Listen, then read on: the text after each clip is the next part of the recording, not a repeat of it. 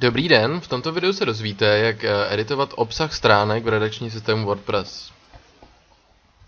Takže, předpokladem je, že jste již přihlášeni do redakčního systému.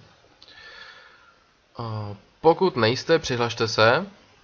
Po přihlášení si rozklikněte přehled stránek, v menu stránky přehled stránek. A zobrazí se vám všechny stránky, které jsou vloženy v redakčním systému. Pokud tedy například budeme chtít editovat stránku například kontakt,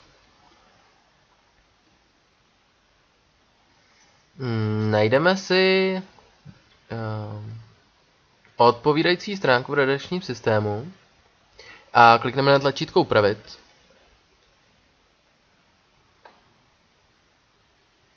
A zobrazí se nám obsah stránky. Nahoře můžeme editovat název stránky, tedy nadpis a text v menu. Pokud například budeme chtít stránku přepsat z kontakt na kontakty, patřičně přepíšeme v tomto políčku slovo kontakt na kontakty a zmáčkneme tlačítko aktualizovat.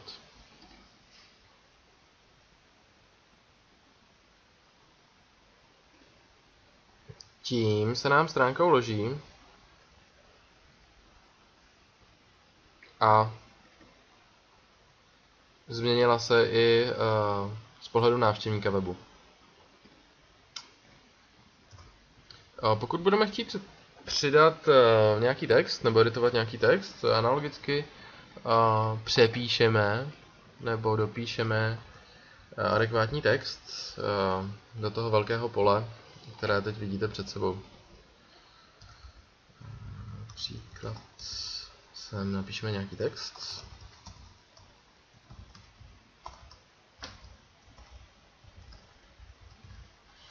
A znova zmáčkneme tlačítko aktualizovat, aby se změny uložily. A pokud se zase koukneme na stránky, uvidíme, že se zde zobrazuje text, který jsme sem napsali.